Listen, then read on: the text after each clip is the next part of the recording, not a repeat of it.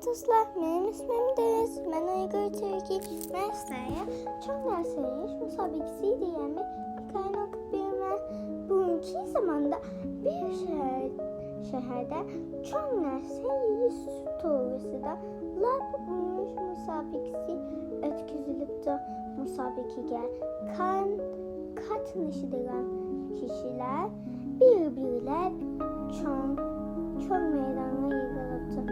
Onlar özleri yaratılan fevkalade çok nerse torunisi da ayrım halda ben yer şarımını şaptul kılıp yemen asmandaki yıldızlarını yiyip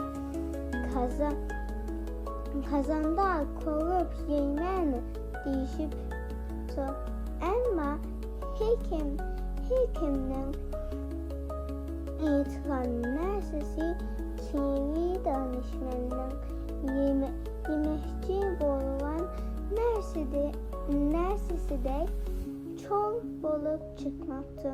Sizce kivi danışmanını yemen diyen doğru?